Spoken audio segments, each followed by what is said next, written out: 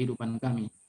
Kami bersyukur ya Tuhan untuk cara Zoom pendalaman Alkitab yang akan segera dimulai. Biar kiranya Tuhan juga semakin menambahkan hikmat dan pengertian kepada kami, supaya kami dapat mengerti benar firman Tuhan, supaya Engkau semakin menyingkapkan dirimu kepada kami pribadi masing-masing, supaya kami menjadi serupa akan Engkau ya Tuhan.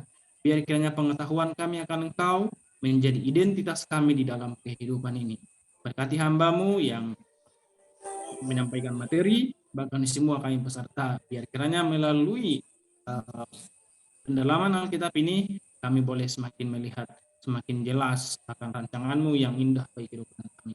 Berkati bahkan teman-teman kami yang belum bisa mengikuti Zoom ini, bahkan yang akan mengikuti, biar kiranya Tuhan juga. Terima kasih Tuhan, dalam nama Yesus kami berdoa. Amin. Ya, amin. Ya, selamat malam saudara-saudara terkasih dalam Kristus. Ya, jadi tema kita sebenarnya ini ada sebuah gambar yang sangat unik sebenarnya. Dari gambar ini kita bisa melihat situasi sekarang itu dari dua perspektif ya. Ada seorang anak kecil yang memain balon. Corona itu bisa menjadi sebuah mainan atau menguntungkan bagi seseorang. Tapi satu sisi juga ada yang takut, dia lari karena dia melihat corona ini sebagai sesuatu yang sangat menakutkan sekali. Sehingga gambar ini mengilustrasikan dua sudut. Yang satu bahkan bermain dengan corona itu, dan kalau kita lihat situasi sekarang juga banyak orang yang menikmati sebenarnya corona ini ya, kalau bisa panjang gitu loh, supaya duitnya terus ada kan begitu. Tapi di satu sisi banyak orang yang sudah teriak lapar dan lain-lain begitu, atau takutnya sebenarnya ditakutkan terhadap corona, bukan kepada corona itu sendiri sebenarnya, tapi faktor-faktor yang lain, kelaparan, ekonomi, tapi ujung-ujungnya sebenarnya adalah kepuasan pribadi gitu. Kalau kematian dan lain-lain itu kan, kematian adalah sesuatu keniscayaan yang tidak bisa ditolak sebenarnya ya kan. Iya. Jadi malam hari ini kita akan coba mendiskusikan mengenai pandemi COVID-19, kesadaran akan Kristus, dan peran teologi di masa yang akan datang. Ayub bilang begini di dalam, kita mulai dengan satu kebenaran firman Tuhan di kitab Ayub pasal 1 ayat 2. Tuhan yang memberi, Tuhan yang mengambil, terpujilah nama Tuhan. Dan Ayub juga bicara di dalam pasal 2 ayat 10, tetapi jawab Ayub kepadanya, engkau berbicara seperti perempuan gila. Apakah kita mau menerima yang baik dari Allah, tetapi tidak mau menerima yang buruk? Dalam kesemuanya itu, Ayub tidak berbuat dosa dengan bibirnya. Tapi yang perlu kita lihat di situ, Ayub berkomentar, tetapi tidak mau menerima yang buruk. Di situ memang ada tanda tanya. Jadi dia mempertanyakan sebenarnya. Nah, kalau kita lihat dalam konteks yang dikatakan oleh Ayub, sebenarnya kan dia pemahaman akan Tuhannya itu sangat bagus sekali. Sekalipun pemahamannya tentang Tuhan dalam beberapa aspek itu banyak yang salah, sehingga harus dikoreksi oleh Tuhan itu sendiri. Di endingnya kan dia mengakui, oh ya selama ini aku mendengar tentang engkau dari orang lain, tapi melalui penderitaan yang dia alami, ternyata dia bisa melihat Allah secara langsung begitu. Nah sebenarnya kemarin kita sudah sempat singgung, apakah pandemi ini bisa membuat orang langsung berjumpa dengan Tuhan melalui penderitaan ini? Di satu sisi iya, bagi orang yang sudah percaya, tapi di satu sisi juga bisa membuat orang semakin jahat, karena Alkitab sudah mengatakan demikian. Ya, yang baik akan semakin baik, yang saleh akan semakin saleh, yang buruk akan semakin buruk. Pandemi sebenarnya bukan sesuatu yang baru. Kalau kita lihat ya, pandemi dan sejarahnya di dunia ini banyak. Kita akan melihat singkat aja sebenarnya ya. Pada tahun 1300, sebelum tahun 1300 pun zaman di Konstantinopel tahun 500-an sebenarnya sudah ada pandemi. Sama dengan tipes sebenarnya. Tapi yang saya ambil hanya beberapa case aja dulu kita untuk melihat secara objektif apakah pandemi COVID ini menjadi sesuatu yang menakutkan atau sesuatu hal yang biasa, atau bagaimana nanti kita melihat dari perspektif pemahaman pengenalan kita akan Kristus. Pada tahun 1346 sampai 1353 di Inggris itu terjadi penyakit pes yang disebabkan oleh tikus, dan yang mati pada saat itu 20% dari penduduk kota. Nah, pada tahun 1918 yang dikenal dengan flu Spanyol, itu pun terjadi kurang lebih 1 tahun, membunuh hampir 50 juta dari penduduk.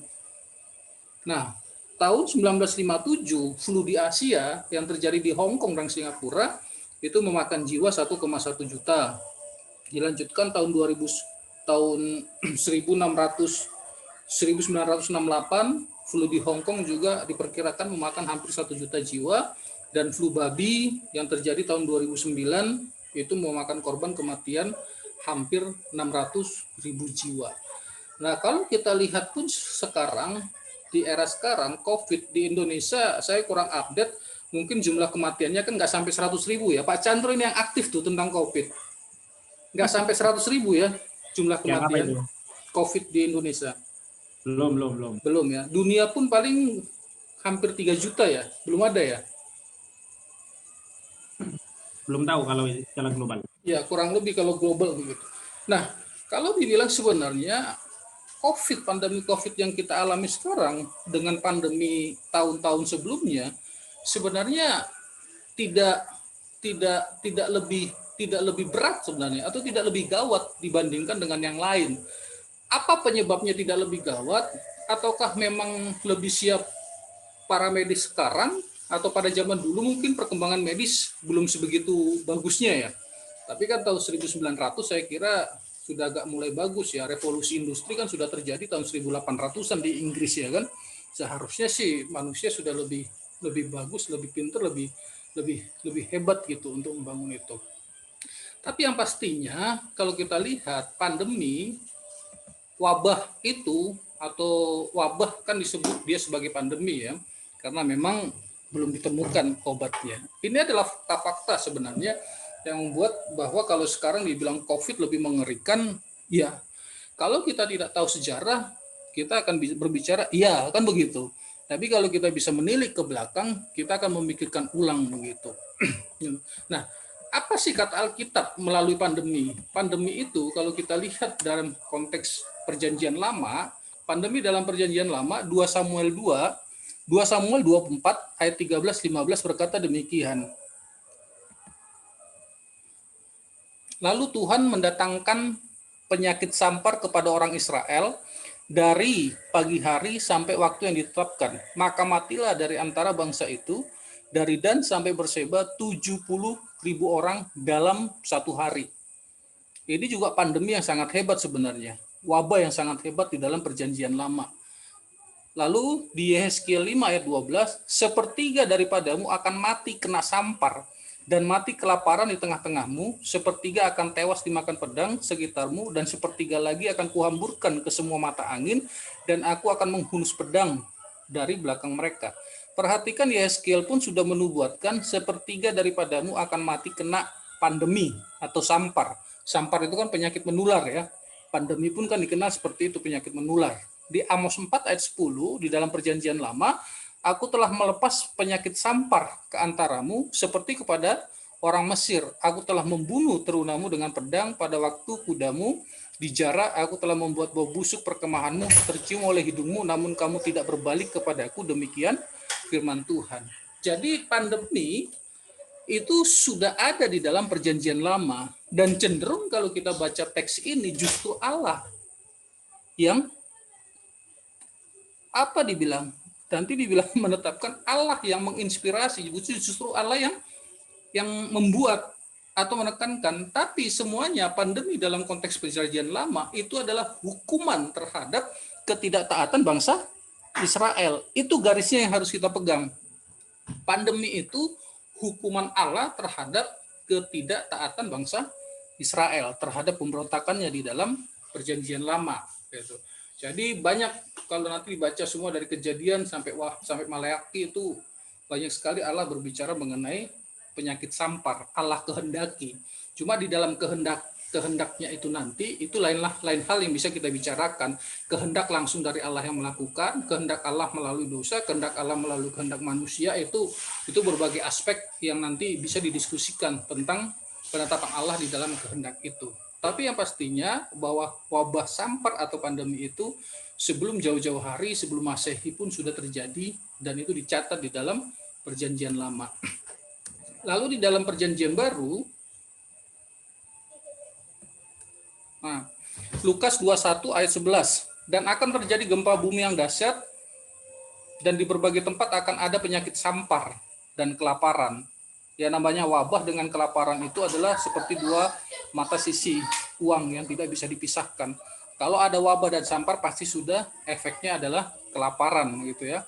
Wahyu 6 ayat 8, dan aku melihat sesungguhnya ada seekor kuda hijau, kuning, dan orang yang menungganginya bernama Maut, dan kerajaan maut mengikutinya, dan kepada mereka diberikan kuasa atas seperempat dari bumi untuk membunuh dengan pedang dan dengan kelaparan dan sampar.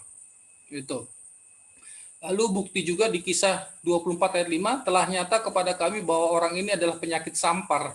Tapi penyakit sampar yang di kisah ini lebih sadis sebenarnya, membunuh tapi tidak membinasakan jiwa gitu, tapi membunuh, menyesatkan iman. Jadi bukti-bukti di dalam Perjanjian Baru bahwa sampar itu juga adalah sesuatu yang sudah ada dan akan terus terjadi sebenarnya. Karena Alkitab itu sifatnya ada yang nubuatan, ada yang sudah terjadi dan bahkan bisa akan terjadi, khususnya dalam Perjanjian Baru, ya kan, sampai kedatangan Tuhan yang kedua kali. Nah, oleh karena itu, untuk kita mampu melihat di dalam konteks pandemi ini, apa sih parameter atau barometernya untuk kita bisa melihat semuanya itu dalam terang kitab suci tadi? Ya tentunya adalah kesadaran kita akan Kristus. Yang saya maksudkan kesadaran kita akan Kristus itu adalah pengenalan yang utuh atau pengenalan yang komprehensif tentang Kristus itu sendiri. Ada 3 aspek yang coba nanti kita diskusikan di sini. Yang pertama itu duinatur. Kenapa? Duinatur Kristus itu yang saya bilang itu harus menjadi poin paling penting atau menjadi kunci kita untuk mampu menilik semua kejadian atau seluruh. Karena di duinatur itu disitulah paradoks yang tidak bisa dipecahkan harus kita terima. Sekali lagi ya, paradoks yang tidak bisa dipecahkan baik oleh sains, filsafat, dan teologi harus kita terima karena itu terjadi di dalam Kristus. Duinatur itu antara ada natur Allah di situ, ada natur manusia di situ. Kenapa saya bilang begitu? Natur Allahnya, dia mampu melakukan mukjizat, mampu mengampuni. Natur manusianya, toh dia menderita dan mati di kayu salib. Natur manusianya dia terbatas, dia sedih.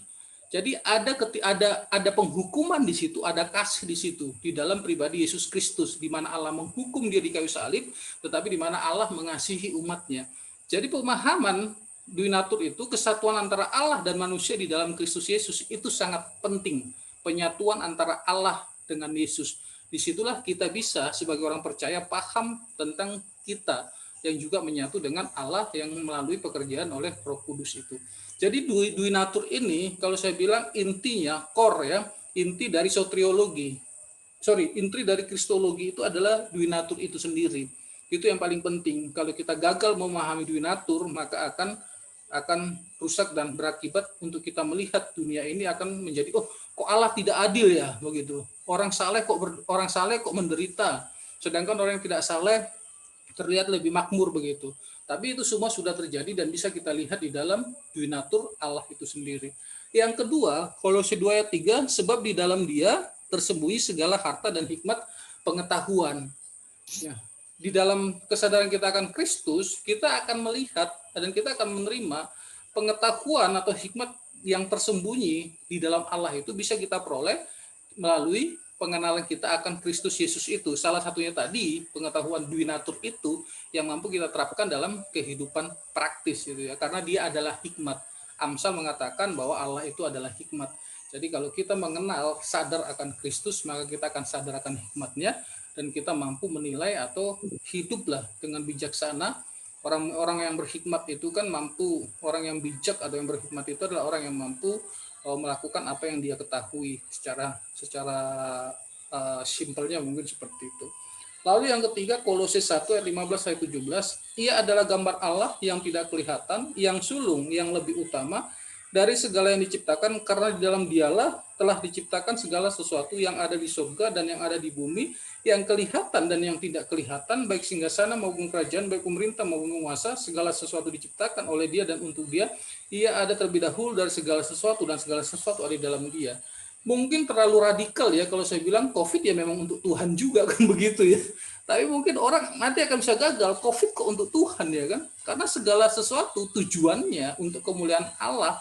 Kalau dibilang kalau di dalam kitab Roma Rasul Paulus menulis seluruh makhluk ditaklukkan ke dalam kesia-siaan untuk mendapatkan satu pengharapan di dalam Kristus kan begitu. Dan melalui teks ini pun kalau kita melihat di dalam Kristus seluruh kejadian baik COVID apapun itu kematian semuanya ya terlebih ada untuk tujuannya yang satu akan kepada Kristus itu. Jadi orientasi dan semuanya keluar dari sudut pandang kita terhadap kristologi itu sendiri. Jadi kesadaran akan Kristus itu menjadi bagian yang sangat penting kita sebagai orang yang percaya terhadap yang harus kita pahami ya donaturnya, karena di situ terjadi paradoks pada dunia ini. Kalau di filsafat itu kan paradoks itu berbeda ya. Kalau paradoks yang di Alkitab itu kita menerima paradoks itu kan dua hal yang sepertinya bertentangan tapi ada di dalam satu kesatuan begitu ya. Nah, itu ada di dalam Kristus. Yang kedua hikmat, yang ketiga ya segala sesuatu untuk Kristus. Nah, peran teologi sebenarnya sebagai kita sekarang ini kan sebenarnya pendalaman Alkitab. Kita ini mau tidak mau kita memiliki satu presaposisi atau asumsi dasar. Nah, asumsi dasar kita sebagai orang yang percaya mau pendalaman Alkitab mau nggak mau itu disebut di dalam teologi. Nah, peran teologi di masa depan sebenarnya apa sih? Itu yang paling penting. Peran teologi ini jangan kita berpikir kita harus sekolah teologi, kita harus ini secara formalitas, tidak.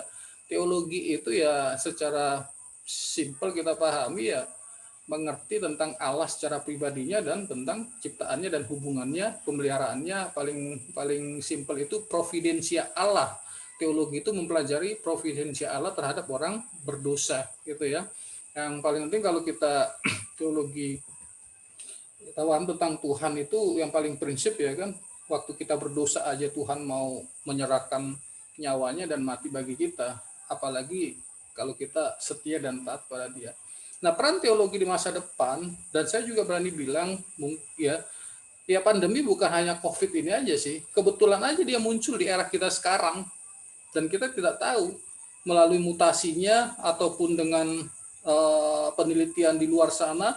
Kalau di Indonesia kan penelitiannya masih kadrun sama cebong ya, jadi nggak akan menakutkan dan tidak akan memberikan dampak pandemi ke dunia karena masih bermainnya di situ-situ aja kan. Tapi kalau yang luar-luar sudah belajar memikirkan hidup di Mars dan lain-lain, bahkan penelitiannya senjata biologinya pun saya pikir senjata pemusnahnya saya pikir sudah ada yang sangat hebat sebenarnya, cuma belum diketahui aja gitu kan. Dan kalau sampai itu bocor, wah itu efeknya sangat besar sekali. Nah, oleh karena itu peran teologi itu sebenarnya yang pertama adalah mercusuar.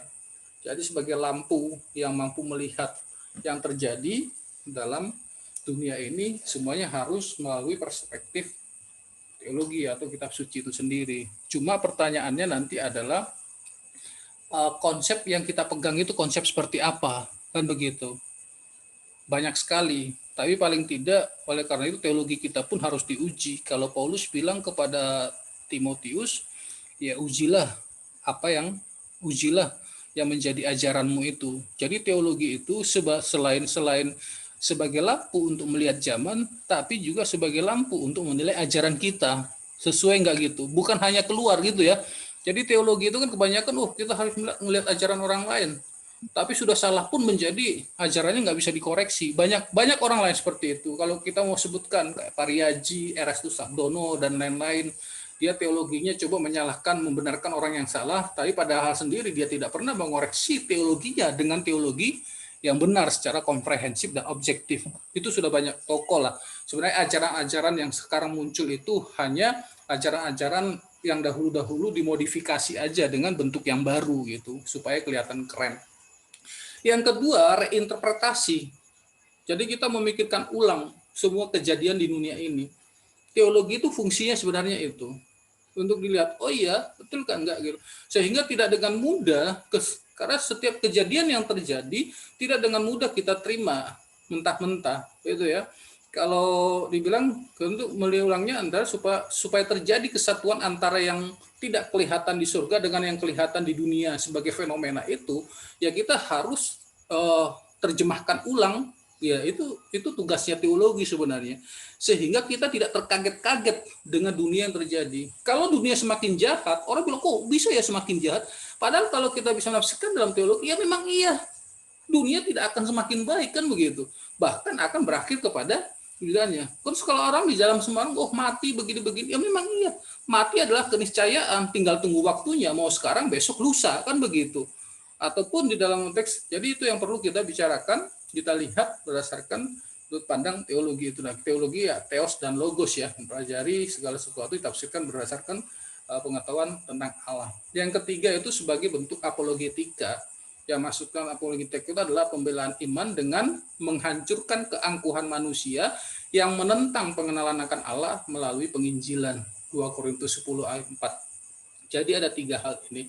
Jadi pandemi singkat, nanti kita bisa katakan pandemi kesadaran akan Kristus dan peran teologi, ketiga hal ini. Jadi pandemi sebenarnya bagi kita yang sudah memiliki pemahaman akan Kristus dan memiliki kalau dikatakan saudara Yusuf kemarin setetes teologi, sebenarnya sudah cukup, jangankan setetes ya.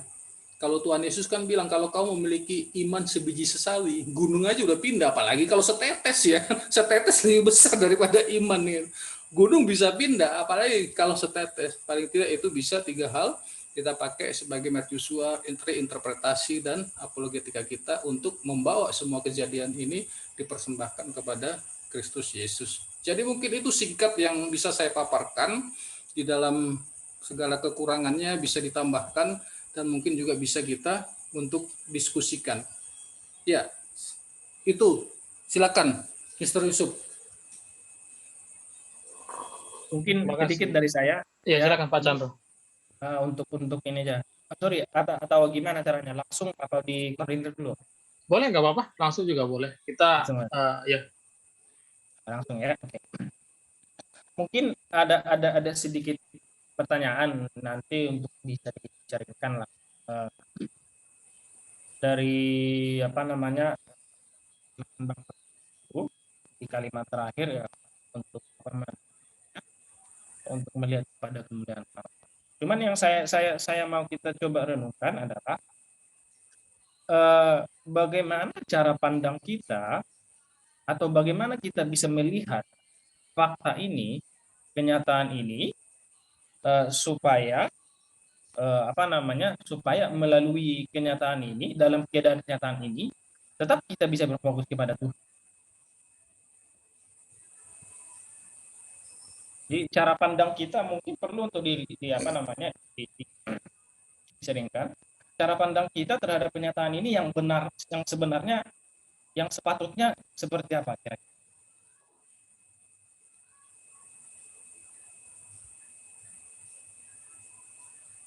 Ya, silakan.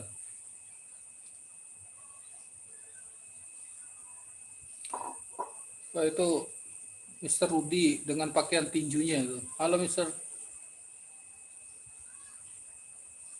Assalamualaikum. Waalaikumsalam. Sehat semuanya ya. Silakan Mr. Rudi dijawab itu.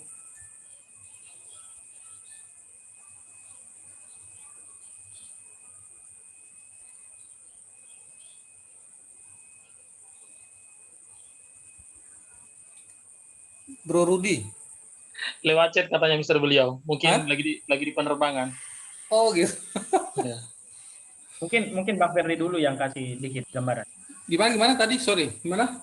Sudut pandang? Jadi bagaimana kita cara pandang yang benar terhadap fakta ini, kenyataan ini, pandemik ini, supaya memang dalam keadaan ini kita bisa tetap berfokus kepada Allah, seperti yang bilang tadi ya, untuk kemuliaan Allah. Kalau sebenarnya kembali poinnya kepada iman sih sebenarnya, tapi imannya bukan yang abstrak ya.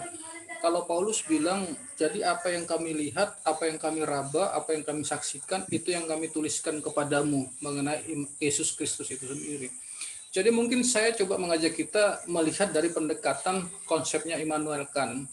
Kalau Immanuel Kant bilang antara pneuma yang jauh di sana dengan fenomena yang terjadi di sini, itu kan tidak tidak tidak yang, jadi yang terjadi di sini belum tentu yang di sana, kan begitu. Ada ketidakseimbangan, ada ketidaksejajaran di situ. Nah, kalau kita lihat bagaimana kita melihat sudut pandang itu, kita hanya bisa melihatnya di dalam Kristus Yesus tadi, bahwa penyatuan antara yang tidak kelihatan dengan yang kelihatan itu ada di dalam Kristus. Jadi kalau kita mau melihat kesejajaran antara yang tidak terlihat dengan yang terlihat, ya itu ada di dalam Kristus. Tapi kalau untuk penerapan praktikalnya seperti apa? Kan begitu. Untuk kita melihat sudut pandang ini, ya sekali lagi kita melihatnya di dalam perjalanan Kristus Yesus. Salah satu contoh lah ketika mungkin dia dicobai oleh si iblis. Jadi kasih jabatan, dikasih percobaan, dia hanya bilang, ya kalau yang pertama, kalau kamu anak Allah, ubahlah batu ini. Dia bilang, ya manusia tidak hidup dari roti saja, tapi dari setiap firman yang Allah. Kalau kamu Allah, jatuhkanlah, maka ada malaikat mengatakan, dia bilang, ya jangan mencobai Tuhan Allahmu. Ya kalau kamu gini, menyebab sujudlah pada nyala iblis, hanya sujud kepada Allah. Tetap kepada sudut pandang kita, tetap orientasinya dikembalikan kepada Kristus, kepada Allah seperti Kristus. Dan kesatuannya itu kita hanya bisa dilalui, tapi bukan abstrak ya, bukan seperti abstrak. Memang penerapan dalam kehidupan itu saya sih lebih bilang ya diarahkan lagi kepada Kristus. Iman itu sendiri sih yang bicara gitu. Karena saya sedikit begini, sedikit menyampaikan ya sedikit pengalaman lah ya. Tahun 2016 yang lalu, 2016 gitu ya, 2017 lah. 2017 itu kan saya masuk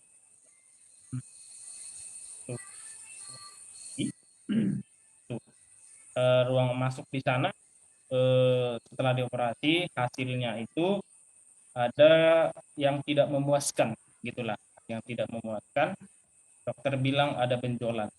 Ini kanker jinak, kanker jinak kita nggak tahu. Apa namanya? Ini menunggu hasil dari lab. Setelah saya tunggu 1 bulan hasil lab, hasil labnya mengatakan bahwa tidak terbaca, dan ini belum tentu ini bisa dipastikan apa. Wah, saudara-saudara, di sana apa namanya menghadapi kenyataan itu yang tidak jelas itu, kita kan butuh cara pandang nih, butuh memandang ini supaya kita bisa tenang nih, begitu, supaya kita menghadapi tenang. Dalam konteks ini saya berpikir begini, saya diperhadapkan dalam situasi yang tidak menentu. Ini apa kanker apa ini? Tumor ganas apa tumor apa ini, kan begitu waktu itu. Itu sampai berapa bulan itu tidak menentu, begitu. Enggak ada kejelasan sampai berapa kali saya itu CT scan begitu untuk memastikan enggak dapat begitu. Artinya di situ awal-awal saya harus jujur mengakui awal-awal cukup sangat bukan agak sangat mengkhawatirkan juga, gitu, sangat mengkhawatirkan di 2 minggu pertama, begitu. 2 minggu pertama sangat mengkhawatirkan, pikiran nggak tenang, kacau semua lah, begitu, menghadapi praktek. Cuman ya akhirnya kan yang dibutuhkan untuk kita bisa tenang menghadapi kenyataan yang tidak menentu ini, kan pandemi ini kan nggak menentu nih, nggak jelas nih seperti apa kan. Belum ada yang bisa menjelaskan apa namanya sampai kapan berakhir, seperti apa dan lain segala macam. Jadi keadaan ini pun tidak menentu. Jadi yang saya pikir, bagaimana kita bisa memandang keadaan yang tidak menentu ini supaya di dalam perjalanan ini kita bisa menjalannya dengan baik, karena hidup ini harus dijalani, begitu. Dan hidup yang harus kita jalani ini ya kita harus berusaha menjalannya dengan baik. Bagaimana caranya supaya bisa jalan yang baik? Harus punya cara pandang yang baik, begitu. Kalau C.S. Lewis bilang kan di dalam bukunya I Grieve Observation itu, Dia bilang Anda tidak akan bisa kalau Anda dikabulkan, kalau mata Anda dikabulkan oleh air mata.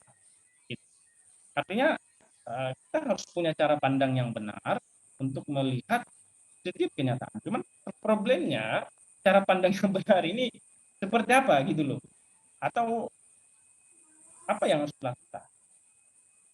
Kalau Bang Ferdi tadi bilang apa tadi kembali kepada Kristus dan iman ini pun saya pikir agak masih agak aneh ya. Jadi gini, kejadian itu kejadian itu adalah sebagai faktor pendorong untuk terjadinya kejadian yang lain, gitu ya. Kalau satu case yang diangkat oleh saudara Chandro adalah tentang operasinya, ketidakjelasan karena benjolan ini apa yang terkandung di dalamnya, kan begitu. Nah, pertanyaannya kembali adalah efek yang akan dimunculkan oleh ketidakjelasan itu apa? Kita kan harus mengetahui itu dulu tuh. Efeknya apa? Efek yang paling fatal dari ketidakjelasan itu adalah apa? Paling ke kematian, kan begitu. Yang kedua, penyakit itu kalau kita tidak tahu kejelasannya, kejelasan yang dipingin diketahui adalah aman atau tidak, safe atau tidak, kan begitu. Sebuah penyakit ketika dioperasi, untuk mengetahui aksesnya ketika dibawa ke lab, kan tujuannya hanya itu. Ini aman atau tidak. Kalau aman, puji Tuhan, nggak usah sudut pandang yang lain, sudah tenang. Cukup dengan analisa dari lab, oh ini aman Pak, ya nggak butuh sudut pandang yang lain. Orang tersebut akan dengan tenang, oh ternyata penyakitnya nggak berbahaya. Tetapi ketika dikatakan ini penyakit yang sangat membahayakan yang mengakibatkan kematian, mungkin sudut pandangnya akan runtuh begitu. Nah kembali sekarang sudut pandangnya, kalau kita lihat penyakit itu, saya kan juga dioperasi di kuping. Waktu hasil lab bilang ya ini benjolan nggak berbahaya. Dokternya sambil bercanda, kalau nanti tumbuh lagi ya kita operasi lagi. Ya saya juga bercanda, enak di dokter nggak enak di gua bayar, lu seneng, saya bilang begitu. Kan begitu. Nah balik, kalau memang efeknya kejadian itu mengakibatkan kepada kematian, sudut pandangnya kembali kepada Kristus. Emang kematian itu kan sebuah keniscayaan, ada konsekuensi dari dosa terhadap tubuh yang sudah berdosa ya. Kematian kan sebenarnya kalau kita paham, tidak, kematian itu bukan sesuatu apa ya, kematian pun sebenarnya harus bisa dipikirkan ulang. Kematian itu bukan sesuatu yang menakutkan bagi orang di dalam Kristus. Nah, jadi kalau sudut pandangnya semua, kalau dibilang iman, tapi imannya yang memiliki pengetahuan, semua yang pernah dialami oleh Kristus, itu kan juga, semua yang dialami manusia kan sudah pernah dialami oleh Kristus. Dan pada ending-endingnya setiap problem hanya arahnya ke situ, kepada kesulitan, kepada kematian. Ketika kesulitan dan kematian, apa yang terjadi? Ya ketakutan. Nah, mengalahkan ketakutan apa? Hanya kepada itu ya. Kembali lagi kepada, ya tentunya iman yang mengandung isi sih ya. Bukan iman yang melompat, yang akhirnya katakan, udah percaya aja, begitu.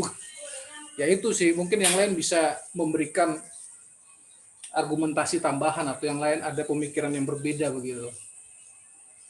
Iya, mungkin dari saya Pak Chandro. Tadi saya coba pikirkan ya, di posisi Pak Chandro gitu ya. Saya kira kita setiap pribadi juga pasti punya pengalaman di mana kita takut. Sebenarnya hal yang tidak sejalan dengan pikiran dan hati kita adalah takut gitu ya. Entah tadi misalkan takut mati, takut sakit, takut tidak cukup finansial dengan tindakan-tindakan begitu ya.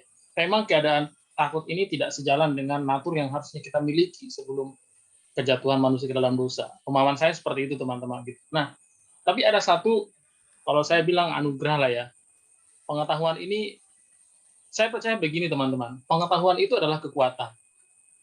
Begitu. Dan kuatnya sebuah pengetahuan karena Tuhan mengizinkan banyak pengalaman. Begitu. Jadi, kenapa saya sampai bilang seperti ini kalau bicara pengalaman hidup, gitu ya, maksudnya yang saya saksikan dari pengalaman iman papa saya gitu ya, tapi saya juga turut di dalamnya. Jadi saya melihat ketika misalkan saya pergi ke suatu tempat seperti ke Banjar Agung, gitu ya, di Lampung waktu itu tempat sangat menakutkan teman-teman. Meskipun mungkin bagi orang cuma merantau mencari makan gitu ya, tapi keadaan seperti itu menakutkan. Nah, pengalaman saya sebelumnya bagaimana Tuhan memelihara hidup saya dan keluarga gitu ya, di tengah-tengah banyaknya pengalaman itu menjadi kekuatan gitu, bahwa kalau kemarin Tuhan menjaga, kalau kemarin ada providensi Allah, saya percaya hari ini juga ada, gitu. Jadi pengetahuan yang kuat ini perlahan-lahan akan mengubah cara pandang saya. Dan saya sangat terhibur ketika saya juga mengalami pandemi ini. Saya justru melihat betul bahwa manusia sehebat apapun, termasuk teknologi yang merupakan karya manusia, ternyata juga nggak mampu melawan pandemi ini gitu. Dan kita tidak berprestasi akan hal itu bahwa no kapok lo orang berdosa yang selama ini misalkan meninggalkan Tuhan karena menggilangkan sains gitu. Saya tidak, tapi justru melihat bahwa benar manusia tak berdaya di hadapan apapun, bahkan di hadapan apa yang disebut dengan hasil tindakannya. Ya kalau kita lihat pandemi ini sebenarnya kan meskipun belum bisa divalidasi oleh WHO bahwa memang sumbernya dari makanan yang tidak harusnya dimakan oleh manusia di negeri tirai bambu sana gitu. Tapi terlepas dari itu yang jelas penyakit itu sebagian besar memang hasil dari perbuatan manusia sendiri. Saya justru pengalaman saya bersyukur bahwa punya pengetahuan yang di dalamnya tentu pengetahuan yang benar ya, ada kebenaran gitu. Jadi itu menjadi kekuatan iya, penghiburan iya, penguat iya, peneguh di tengah-tengah pandemi seperti ini. Gitu. Jadi itu mengubah cara pandang saya bahwa pandemi ini pun providensi Allah tidak menjadi hilang, tidak menurunkan sedikit pun anugerah Allah. Mau ada kematian di mana-mana pun saya kira Allah tetap berdaulat gitu, dan itu membuat saya kuat. Dan sebenarnya semua kita takut ya, keluar rumah juga sekarang takut gitu. Gitu. Apalagi kita yang punya anak kecil yang harus kerja ke kantor tiap hari pulang gitu ya, harus benar-benar bersih, ke kamar mandi langsung cuci semua ganti gitu. Tapi di dalam itu pun ada pengetahuan yang menjadi kekuatan, sekalipun kita merasa aduh capek sekali ya, setiap hari ganti pakaian, pakai masker itu lewat gedung yang begitu tinggi gitu ya, harus ngap-ngapan gitu. Tapi adanya pengetahuan itu bahwa ya ini nih supaya Anda melihat bahwa Allah itu berkuasa di atas segala zaman dan manusia nggak mampu menghadapi apa yang ingin dapatkan dari perbuatannya gitu. Ya lakukan saja kalau mau hidup gitu. Jadi itu menjadi kekuatan peneguh penghiburan bagi saya. Ini dari pengalaman saya ya, teman-teman. Semoga menjadi pengetahuan baru gitu. Itu sih dari saya, Pak Chandro, Pak Ferdi, dan teman-teman. Mungkin yang lain boleh menanggapi, menambahkan. Monggo.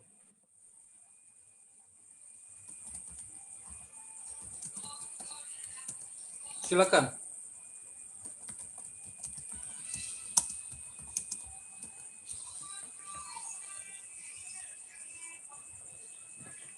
Ya, monggo yang lain. Saya tadi tergelitik, Sir, waktu Pak Ferdi itu bicara tentang Duinatur ya. Saya kira itu menjadi penghiburan kita juga. Gitu. Saya pikir-pikir, selama ini mungkin tahu juga ya, bahwa Allah itu 100% manusia, 100% Allah. Gitu. Tapi memahami Duinatur itu dan relevansinya dengan kehidupan kita, ya kita sebut orang percaya ya. Kalau saya menyebut orang saleh, kayaknya Pak Oka lebih saleh dari saya. Wax bro. Slow Gitu. Jadi apa namanya udah ganti, Reko Bambang Saleh. gitu. Jadi Ada M-nya depannya, Sir. itu menjadi penghiburan mungkin ya. Saya kira karena kami juga pelayanan di pendidikan, ya itu bisa menjadi peneguh bagi rekan-rekan gitu, bahwa ya Kristus juga Allah, tapi dia juga mengalami penderitaan. Siapa kita yang manusia istilahnya menolak atau bahkan mungkin mengecam orang-orang, bahkan mengecam Allah atas penderitaan yang kita alami seperti itu. Jadi itu menjadi penghiburan gitu. Thank you, Mister. Sedikit sebelum yang lain mungkin, sebenarnya kan kalau apa yang terjadi setelah kejatuhan manusia di dalam dosa, sampai nanti kedatangan Tuhan Yesus Kristus sama aja sebenarnya. Hanya konsepnya yang berbeda. Prinsipnya sama. Prinsipnya wabah dan lain-lain itu zaman dulu sudah ada. Kematian semenjak ada makan ya udah pasti mati. Dan lain hanya konsepnya aja. Istilahnya konsepnya aja dipindahkan, historinya yang berbeda begitu. Sebenarnya kalau dulu ya, kalau kita lihat di pengkhotbah kan tidak ada yang baru di dalam dunia ini kan begitu. Yang dulu ada, sekarang ada, itu dalam konteks hanya sebenarnya nuansanya. Kejahatan itu dari dulu sudah ada sampai sekarang, hanya munculnya aja yang berubah. Zaman dulu belum ada hipnotis, belum ada kejahatan internet kan begitu-begitu ya. Ya prinsipnya tetap jahat begitu aja sebenarnya, hanya konsepnya yang berubah-ubah, cara perwujudannya yang berubah. Sebelum pandemi kematian juga banyak, setelah pandemi ya belum tentu lebih banyak kan begitu. Tapi fakta-fakta itu sudah ada, itu hanya perwujudan dari ya penghukuman Allah terhadap manusia yang telah jatuh dalam dosa aja. Itu nanti rupa-rupanya yang lain. Yang prinsipnya sih ya seperti itu tadi yang saya bilang, tidak ada yang baru. Makanya kalau kita mengerti tentang punya pemahaman tentang Kristus, terutama di naturnya ya. Sebenarnya bagi orang percaya tidak ada yang mengagetkan di dunia ini. Hanya kita setengah percaya mungkin akhirnya terkaget-kaget kan begitu. Sebenarnya hari ini pun saya sangat shock. Sebentar habis itu yang terjadilah kan begitu juga akhirnya. Nggak dibutuhkan sudut pandang karena sudah ada sesuatu di dalam kita yang menguatkan, yang akan muncul sendiri gitu loh ketika mengalami situasi itu. Ya silakan Pak Batara udah mau komentar itu. Silakan hambanya. Sebenarnya masih ngantuk Bang dari tadi. Oh, Udah kamu ketiduran tadi. Wih, nih lihat tuh ngopi nih. nggak ketidurannya waktu Zoom ini atau sebelum Zoom? Sebelum Sebelum Zoom. sebelum Zoom. Ya silakan. Oke, terima kasih Bang Ferdi udah mengingatkan kembali tentang beberapa pengertian. Ya, yang pertama saya harus sampaikan bahwa apa yang terjadi saat ini sebenarnya kalau kita mau cari-cari dasar alkitabiahnya memang tidak akan ketemu. Apa yang dinamakan COVID itu kita cari-cari dasar alkitabiahnya tidak akan ketemu. Karena kalau kita mau mencari dasar alkitabiahnya maka kita harus mencocokkan konteksnya. Sementara konteksnya perjanjian lama dengan perjanjian baru dan keadaan kita sekarang itu terjadi gap yang sangat jauh. Cuman ayat-ayat tersebut tidak menjadi masalah karena kita menggunakannya sebagai ayat relevansi. Sudah sebagai ayat-ayat yang bisa menjadi ayat-ayat yang memandu kita untuk mengerti kejadian saat ini. Sehingga dalam pembicaraan kemarin kita ada diskusi, ada seorang pendeta dengan sangat lantang bicara mengatakan kepada saya, mana nggak ada cocoknya ayat itu dari kisah tentang penyakit sampar itu untuk diangkat menjadi acuan menjelaskan COVID katanya. Karena itu tidak kontekstual katanya. Ya memang tidak kontekstual. Saya akan sampaikan langsung, saya jawab ke dia begini. Ya semua ayat yang ada di dalam Alkitab tidak akan pernah kontekstual untuk bisa kita maknai sekarang ini. Karena memang udah berbeda, namanya kontekstual. Tapi ayat itu secara relevan bisa ditarik untuk bisa kita maknai di zaman sekarang. Oh, enggak bisa katanya. Terus saya tanya, apa dasar kita memaknai COVID ini? Apa dasar Alkitab yang bisa kita gunakan memaknai COVID ini? Nah, karena memang dia orang teologi apa ya saya bilangnya, kayaknya hyper Calvinis dah. Sebenarnya sebentar, kalaupun itu dibilang teologi nggak kontekstual, ya semua Alkitab beruntuh kan, nggak ada kontekstual. Iya, makanya saya katakan kalau demikian Alkitab itu nggak ada gunanya. Karena keselamatan kematian Kristus juga nggak kontekstual itu. Nggak ada gunanya. Semuanya. Nggak ada gunanya. Gitu loh. Bahkan kematian Kristus di hadapan hukum pun tak akan pernah menyelamatkan kita kalau menarik kontekstualnya gitu. Terus saya bicara gitu. Kalau demikian kitab itu nggak ada gunanya. Terus dia katakan, apa ayatnya? Terus dia bilang begini, ayatnya itu Roma 8 ayat 28. Saya bilang, tiba-tiba ke Roma 8 ayat 28. Itu.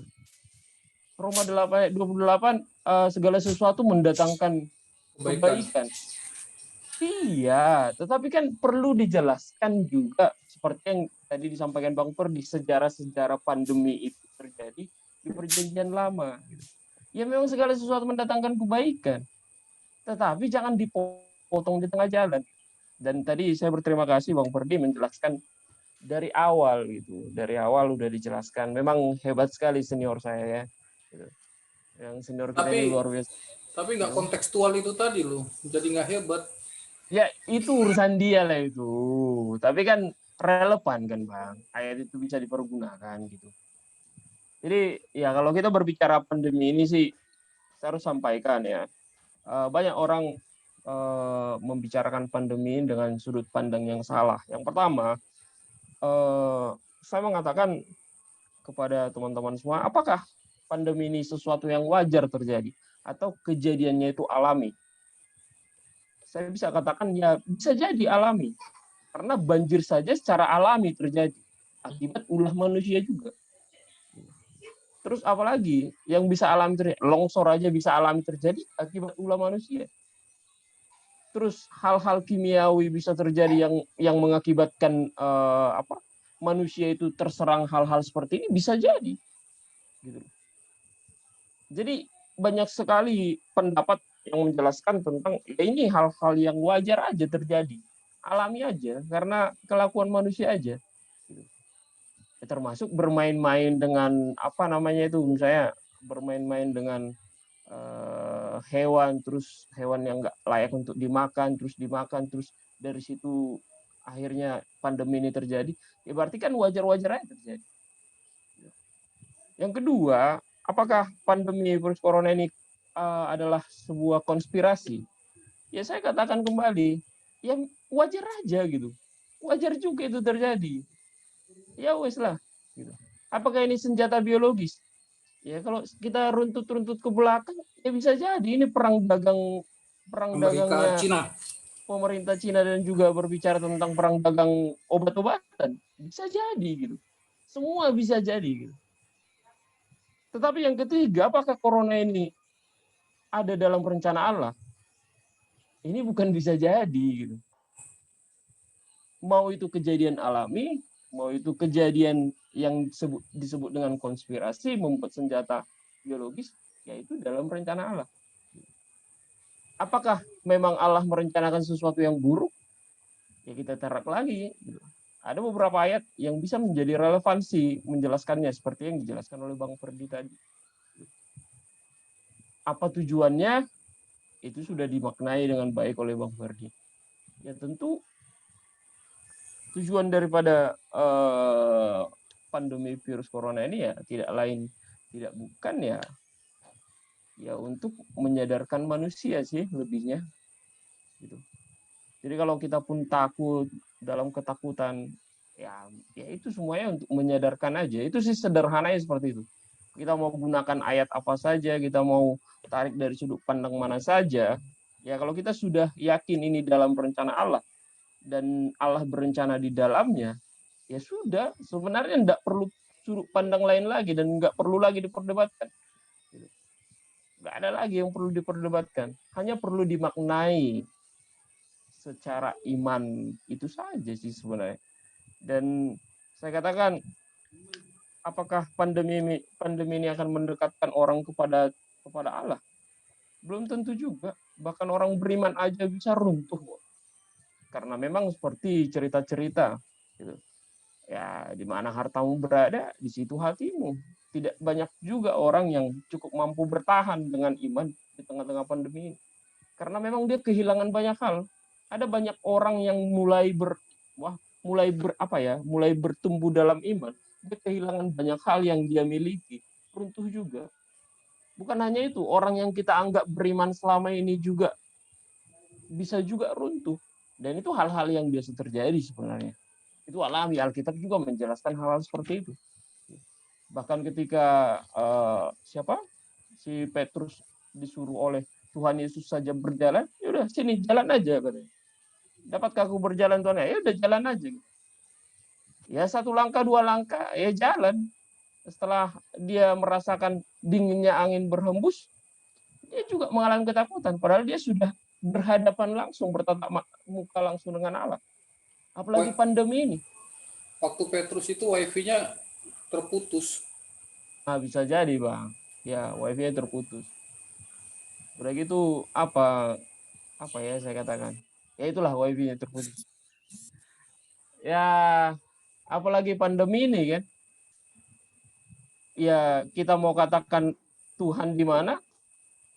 Tidak bisa juga kita sudutkan Tuhan kalau kita mengerti ini dalam rencana Tuhan. Bahkan saya katakan seperti ini, saya nggak enak aja gitu ngomong.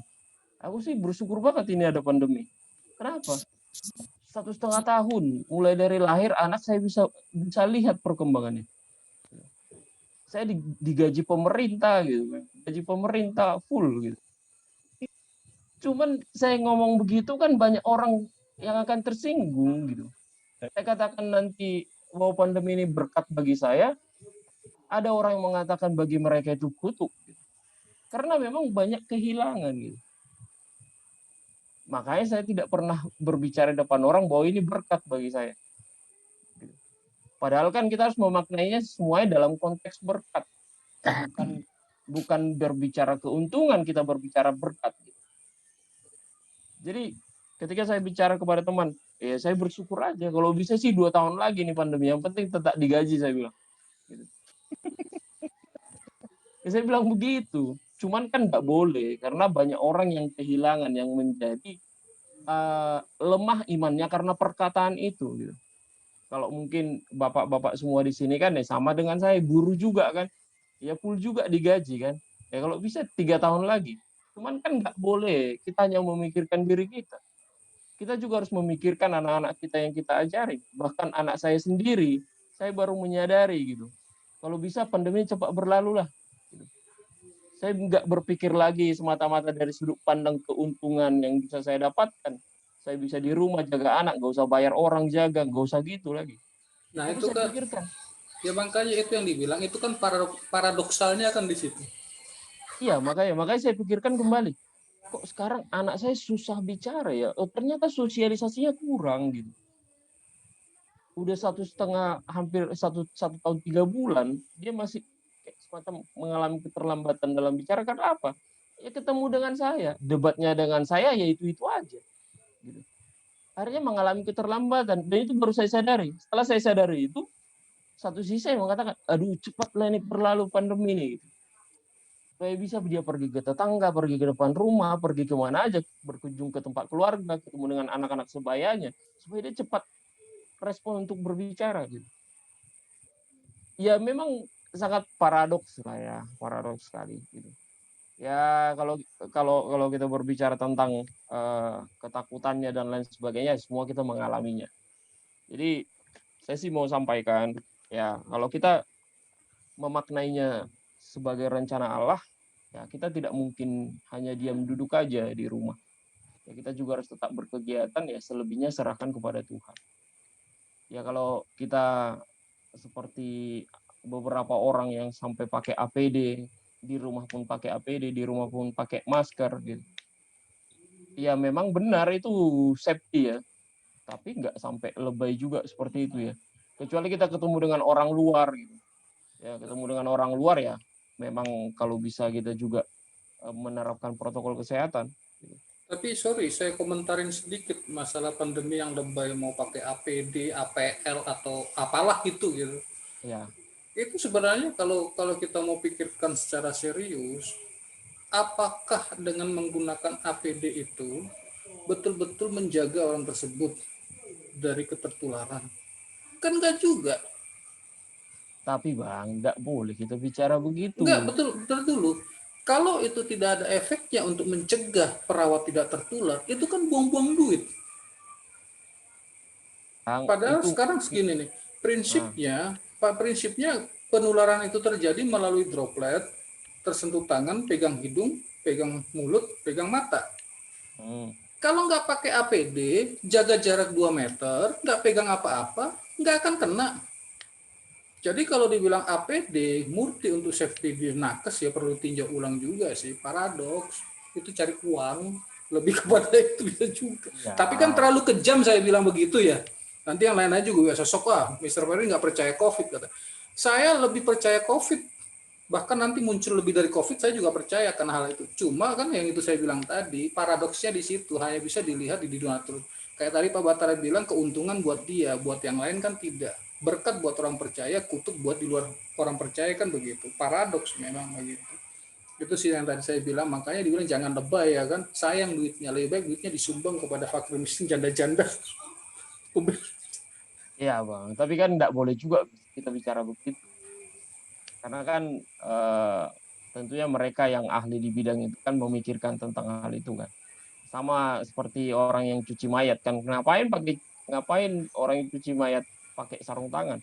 Apakah dia akan ikut-ikut mati kan enggak juga. Jadi ngapain orang yang nakes-nakes yang itu yang nanganin COVID harus pakai APD? Apakah sudah pasti terkena? Kan enggak juga. Cuman itu sudah menjadi sesuatu yang apa ya katakan? Itu sudah menjadi standarnya mereka lah gitu, menangani pandemi itu gitu loh. Betul, Jadi tapi sebentar gitu. Kalau memang itu menjadi standarnya dia, COVID ini, sorry ya, sebenarnya saya mengajak kita berpikir begini. Saya sekali lagi bukan mengajak kita untuk tidak percaya COVID ada, itu ya, itu satu guys. Tapi saya mengajak berpikir begini. COVID pandemi ya, COVID ini dengan APD dan lain-lain yang saya bilang sebenarnya lebih kepada ini terjadi. APD itu kan bukan dari penelitian akhirnya muncul APD, begitu ya, betul ya. APD itu bukan dari penelitian ilmiah akhirnya suster atau nakes pakai APD ini, bukan. Atau mungkin kita belum bermain terlalu jauh, ada jurnalnya seperti itu. Jadi itu lebih kepada ya pertama di Cina ya udah pakai itu. Nggak tahu apakah memang ada sifat plastik dari apanya yang menahan droplet itu di plastik akhirnya nggak jalan-jalan sampai ke mall atau gimana kan nggak tahu. Tapi kalau kita pikirkan lagi dia bukan muncul dan sampai sekarang udah hampir 1,5 tahun, profesor banyak, pakar banyak, kok tidak bisa menemukan satu obat untuk COVID itu sendiri gitu. HIV ya udah jadi sama dengan HIV kan begitu. Tapi di balik itu semuanya sih poin pentingnya adalah kembali memang itu membuktikan semua pegangan di dunia ini nggak ada artinya ketika kalau ada COVID ini ya kan. Uang, hiburan semuanya hilang semua. Ayahannya bisa kembali kepada Sang Yang Widi, Tuhan Yesus Kristus itu tadi gitu. Itu Batara, sorry saya tadi hanya mengajak berpikir. Oke. Nah, kalau masalah itu karena bukan bidang keahlian kita Bang, udah biarlah mereka gitulah. Ya. Gitu. Nanti kita bicara lebih jauh makin banyak salah lagi gitu. Nanti ditangkap lagi Dr. Louis ya. Ya, apalagi kan Abang record kan ini kan mau ke YouTube lagi kan. Janganlah. Iya. Mungkin kita ke brother-brother yang lain. Silakan. Sedikit ini ada pertanyaan nih, Pak. Silakan Pak Frando, silakan. Frando. Apakah kita memang sekarang itu sudah kita kehidupan akhir zaman? Apakah kita hidup di akhir zaman dikarenakan adanya wabah ini atau virus ini terjadi? Karena kan Tuhan pernah suatu Alkitab menuliskan bahwasanya akan turun kedua kali Tuhan Yesus untuk menjemput kita semua, kan begitu? Dengan terjadinya salah satu tanda-tanda akhir zaman itu seperti musibah-musibah bencana alam, penyakit dan lain seterusnya. Apakah memang kita hidup saat ini kita memang hidup di akhir zaman?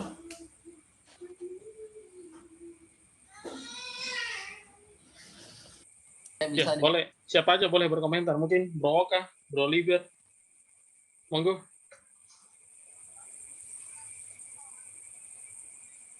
Ya Bro Liber, silakan. Bro Oka.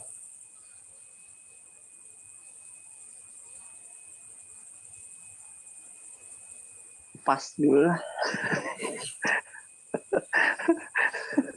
Kayak kuis keluarga ya, komunikata gitu ya, pas.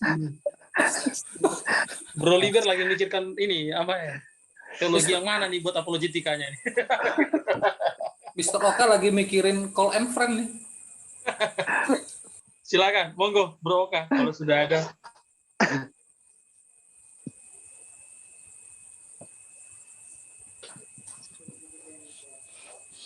Saya skip juga bro. Saya call Mr. Ferdi aja lah. Bro Liber, silakan bro. Kami mau mendengar dulu. Saya nggak berani ini. Kayaknya belum connect saya ini. Saya ini dulu deh, mendengar dulu deh. Ya mungkin yang lain pertanyaannya kan apakah sekarang ini akhir zaman dengan adanya COVID ini? zaman akhir zaman ya kan, gitu. Waktu zaman di mana kedatangan Kristus yang kedua kali. Silakan. Coba saya mungkin sedikit kasih komentar ya. Kalau pertanyaannya apakah kita di masa kejam, kalau mengacu kepada tanda-tanda yang disebut tadi itu, apa namanya, tiba gempa dan lain macam, ya kita harus coba flashback dulu jauh ke ratusan tahun yang lalu. Apakah musibah-musibah yang dikatakan dalam kitab itu juga ratusan tahun yang lalu sudah ada? Nah, begitu mungkin ya. Jadi kalau kita patokannya tanda-tanda itu gitu loh, tanda-tanda itu ratusan tahun yang lalu, kira-kira ada enggak tanda-tanda yang sudah terjadi dari tanda-tanda apa yang disangkakan dalam kitab itu? Banyak sampar lah, apa namanya, gempa lah, bumi lah, terus dan lain-lain. Ada ke tahun yang lalu, ada ratusan tahun yang lalu. Kalau itu ada, begitu. Kalau itu ada, terus ratusan tahun yang lalu itu kita menyebut apa? Akhir zaman. Kalau ratusan tahun yang lalu itu akhir zaman. Terus sekarang apa kita menyebutnya? Zaman akhir, zaman akhir. Jadi yang saya mau kita pikirkan adalah apakah memang benar harus kita mengacu kepada tanda-tanda itu untuk menentukan akhir zaman atau tidak? Karena itu ratusan tahun yang lalu sudah terjadi, kan begitu. Ratusan tahun yang lalu terjadi, ya flu Spanyol itu berapa puluh tahun yang lalu, ya kan? 100 tahun. Berapa? 103 tahun yang lalu. 103 tahun. Nah, itu pun bisa dikategorikan sebagai penyakit sampar, artinya sampar di sana yang menular kan. Ratusan tahun yang lalu itu sudah terjadi. Kalau ratusan tahun itu sudah terjadi, terus ratusan tahun yang lalu itu zaman akhir zaman. Loh, kalau itu akhir zaman dengan tanda-tanda begitu, siapa? Kan saya pikir begitu. Jadi memang untuk mengkategorikan ini agak apa namanya, kita harus berpikir jernih. Untuk kalau memang standarnya memang, tapi kalau dikatakan apakah itu akhir zaman rasul-rasul pun sudah mengatakan itu di akhir zaman ini. Bahkan Yesus sendiri pun sudah mengatakan begitu kan. Begitu kalau bicara akhir zaman. Bahkan zaman Yesus sendiri pun ketika dia mengatakan itu akhir zaman. Cuman nanti kita nyari lagi. Itu konteksnya beda begitu. Kan gitu. Konteksnya beda ya, kalau kembali kepada apa tadi bilang tadi ya, hanya kontekstual itu ya berarti Alkitab tidak berlaku, buang saja kan begitu. Karena Alkitab ribuan tahun yang lalu lagi di sini. Cuma bukan masalah itu. Jadi saya pikir untuk sebelum menjawab itu dari pertanyaan Pak Fernando Celagan tadi itu, ya yang perlu untuk kita renungkan adalah yang saya sampaikan tadi. Begitu, bukan jawaban sih saya, tapi kok menambahkan komentar tadi. Silakan. Oke. Justru apa ya, memperanak cucu pertanyaan gitu ya. Dari tema menjadi subtema. Dan membuat berpikir menjadi lebih rumit ya juga ya, gitu ya. Dari akhir zaman ke zaman akhir, akhirnya akhir, zaman yang berakhir, atau begitu seterusnya ya. Atau akhirnya yang berjaman kan begitu. Iya. Adakah tanggapan dari Bro Oka? Sudah ada sinyal kah dari Bro Liber tentang topik yang tadi juga boleh. Ini kayaknya kalau kita jawab agak sulit ya. Ini akhir zaman apa tidak gitu. Nanti kalau teman-teman juga punya pandangan boleh. Monggo, Bro Oka, Bro Liber.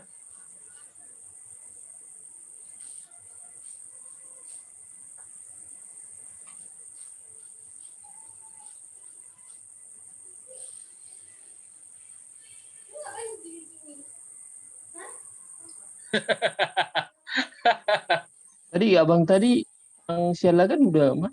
Iya, Oh, lagi iya. mencoba connect ulang sepertinya. Iya. Ya, selamat bergabung kembali, Bro Rando. Jadi tadi tambahan dari Pak Chandra itu justru membuat kita bertanya lebih dalam ya, bahwa pandemi-pandemi sebelumnya itu ketika mereka menyebut itu juga akhir zaman, jadi itu zaman yang mana yang sebenarnya kan gitu ya. Dan sebelumnya juga sudah ada pandemi, apakah itu akhir zaman juga? Kalau itu akhir zaman, kenapa zaman ini masih ada? Dan terus ini zaman apa begitu? Kita tidak menyimpulkan jawaban, tapi justru kita berpikir harus lebih lebih luas sekali ya, lebih komprehensif sebelum kita memikirkan ini atau bahkan menjawab ini akhir zaman apa bukan. Seperti itu sih tadi Bro Rando. Oke, terima kasih Pak Chandro, Pak Yusuf. Ya Pak Oka, Pak Liber. Bahaya loh Bro kalau diam aja, nanti kalimat terakhir tolong simpulkan. Wah itu lebih berat. Silakan Anda berkomentar sebelum itu keluar. Kita nggak ada kolektif, jadi kalian berdua nggak bertugas di kolekte, jadi harus komentar. Saya japri aja deh. Doa penutup ya. Sebenarnya sedikit ya, kalau kita berbicara akhir zaman akhir kedatangan Kristus ke dunia itu juga sudah dimulai zaman akhir. Cuma zamannya betul-betul berakhir itu nanti ya, kan kedatangan ada 2 kali ya. Kedatangan pertama dalam hina, kedatangan kedua kan dalam kemuliaan kan gitu. Tetap paradoksnya kan di situ, kedatangan pertama sebagai manusia, kedatangan kedua ya wujud ilahinya kan gitu. Ataupun manusia yang sudah mengalami kemenangan gitu. Jadi kalau dibilang zaman akhir zaman, akhir zaman atau apa begitu ya. Ya dia tidak bisa kita patok dalam suatu dimensi waktu yang kita pahami dalam kronos. Ya melihatnya ada di dalam kairos. Ya waktu Yesus pertama kali datang sampai nanti datang kedua kali, yaitu akhir zaman. Gitu. Dan waktu Yesus datang akhirnya betul-betul berakhir kan zaman ini gitu. Jadi lebih kepada ruang lingkupnya kita nggak bisa melihatnya di dalam konteks kronos itu tadi. Dan Alkitab sebenarnya saya bilang tadi yang harus kita pahami sebenarnya prinsipnya. Kalau konteksnya sampai nanti Tuhan Yesus datang akan berubah-berubah. Tapi kalau orang kebanyakan kan prinsipnya nggak paham, sok tahu berbicara konteks. Kan begitu. Jadi konteks mau dimasukkan ke dalam Alkitab ya juga nggak nyambung. Konteks masa kini kok dimasukkan ke dalam konteks orang Yahudi. Ya nggak ketemu juga kan begitu. Tapi prinsipnya mau ditarik sampai zaman kapanpun dalam konteks apapun, tidak ada yang baru. Itu makanya dalam mempelajari Alkitab atau kita membangun satu teologi, prinsip dasarnya yang alkitabiah, yang komprehensif benar di dalam kristologi itu ya udah, konteksnya itu nanti tinggal dilihat zamannya apa aja kan begitu. Konteks pasti akan berubah-berubah. Jadi kalau tadi yang Pak Batara bilang, kalau ada temennya bilang konteksnya begitu, ya mungkin dia kurang minum aqua Batara. Jadi bisa pesan di saya nanti biar segar pikirannya gitu. Abang baru dapat aqua, saya dapat anggur, Bang. Hah? Dapat anggur di sini. Oh gitu ya. Mantap itu. Karena itu tadi dia bilang ya kan, kontekstualnya dipermasalahkan. Dia tidak tahu teologi kontekstual itu muncul untuk apa sih? Untuk membawa prinsip Alkitab yang bentang waktunya jauh sekali kita pahami untuk dipahami di dalam konteks masa kini. Itu sama dengan pertanyaannya manusia kepada Tuhan Yesus. Tuhan bilang di dalam hukum Tauratnya, hormatilah hari Sabat, gitu kan? Sabat itu untuk manusia, bukan manusia untuk Sabat kan begitu. Tapi manusia berdosa kebalik, manusia untuk Sabat. Padahal Sabat itu untuk manusia. Sama aja tadi dalam kontekstual itu untuk melihat, untuk membawa teologi kepada konteks sekarang. Bukan justru teologinya dipaksakan dalam konteks ini. Akhirnya dia harus belajar logika dulu lah sama Pak Chandro tuh, biar logikanya, runtutannya betul, dia bisa jadi premis mayor minornya, silogismenya jelas begitu, supaya nggak kacau balau gitu ya kan. Oke, Mr. Yusuf. Oke, saya bisa tambahkan sedikit. Oke, jadi Bang Fernando silakan. Kalau Abang bertanya tentang apakah ini akhir zaman, ya saya katakan memang kita akhir zaman, mau zaman akhir atau akhir zaman, ya memang kita sekarang sudah di dalamnya, sudah di dalam akhir zaman itu sendiri. Itu harus tegas saya katakan. Kenapa? kalau Abang merujuk kepada beberapa tanda-tanda sesuai dengan Alkitab, tanda-tandanya salah satunya ya gempa bumi, terus longsor, pokoknya kejadian-kejadian alam, peristiwa-peristiwa alam. Yang kedua juga ada kekerasan yang tidak kekerasan yang sudah tidak terkontrol gitu. Jadi ada kemerosotan moralitas, terus ada juga kelaparan, kemiskinan. Dan kalau kita mau merujuk pada tanda, ya memang kita sudah di masa akhir zaman itu gitu. Dan semenjak Tuhan Yesus datang pun sebenarnya sudah bisa dikatakan zaman akhir sebenarnya kan, seperti katakan Bang Ferdi. Tetapi kalau kita mau melihat tanda-tanda itu kembali, ya memang benar, kita ini udah akhir zaman kok. Itu tegas saya katakan, udah akhir zaman gitu. Cuman kan akhir zaman itu kan bukan berbicara seminggu lagi, 2 minggu lagi, 3 minggu lagi, kan bukan itu gitu. Karena Tuhan Yesus saya ditanya kapan katanya, aku juga nggak tahu katanya. Sebenarnya Yesus itu pernah bohong sebenarnya. Gitu. Masa dia nggak tahu gitu, gitu kan? Jadi bohong dia ya. Enggak, jangan disalahartikan gitu. Jangan disalahartikan gitu ya. Jadi karena udah sama-sama paham kita kan gitu. Jadi Yesus itu pernah bohong karena ketika orang bertanya kepada dia kapan gitu. Yesus bilang, aku aja nggak tahu katanya. Ya, padahal dia Allah. Itu jadi persoalan dalam beberapa perdebatan dengan orang-orang Islami ya, orang-orang Islam.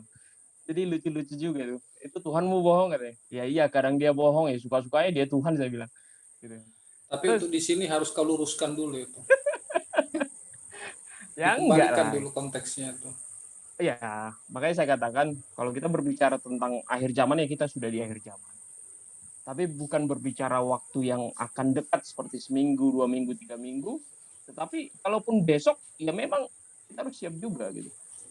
Artinya kan Tuhan Yesus saja tidak pernah mengeluarkan statement tentang kapan waktunya.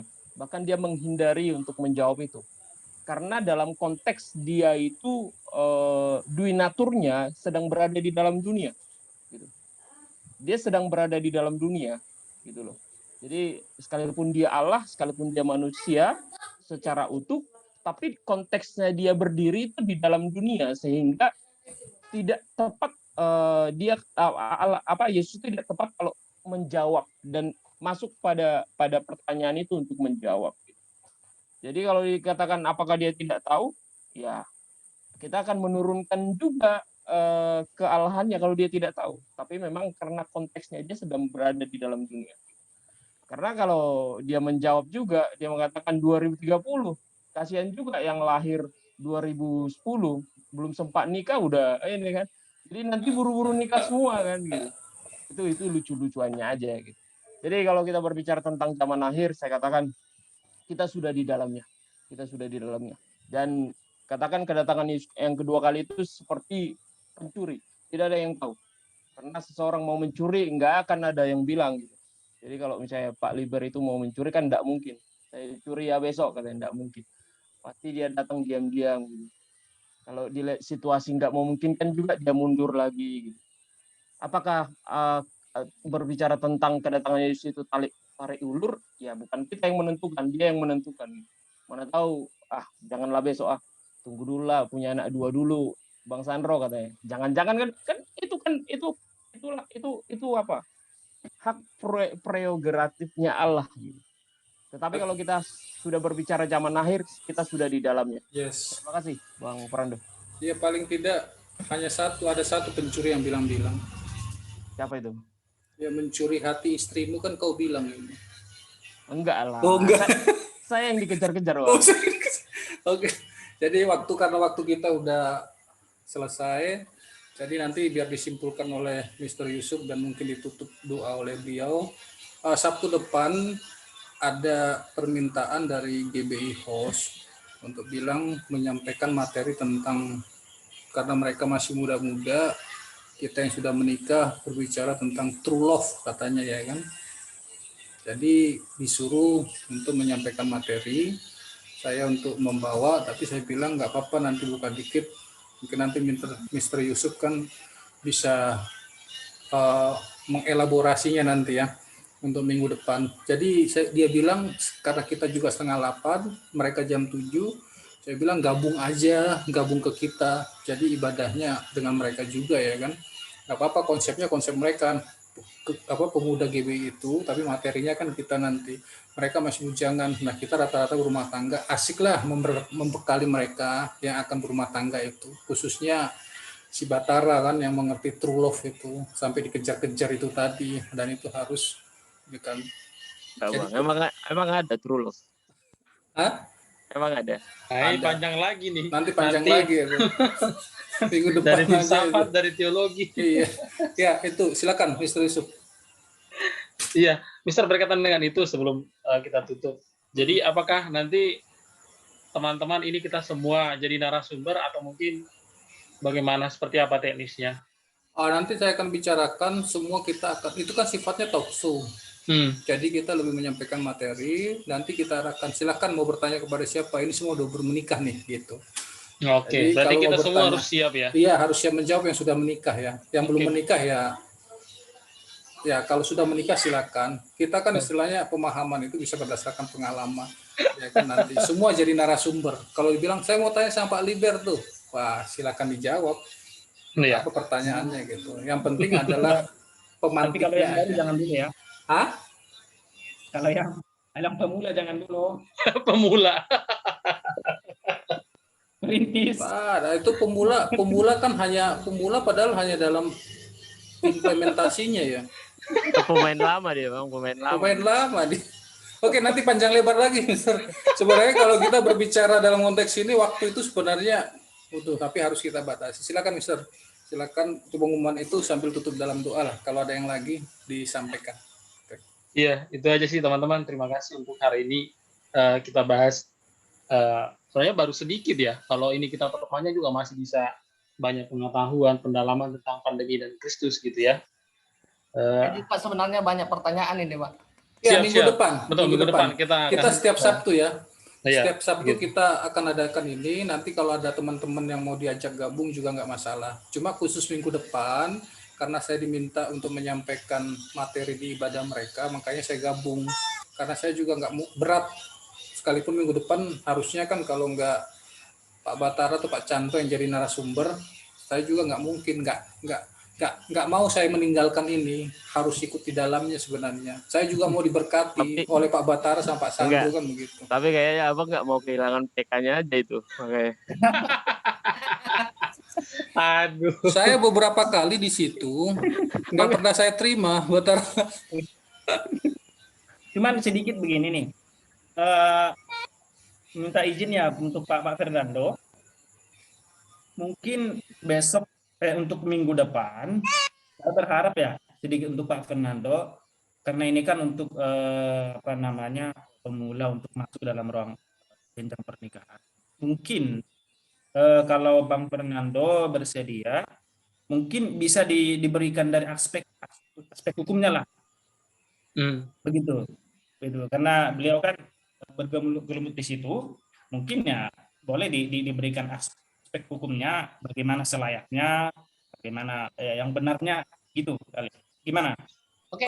Pak Fernando basicnya Mantap. hukum ya? Ya. Iya, saya pengacara Iya. Pak.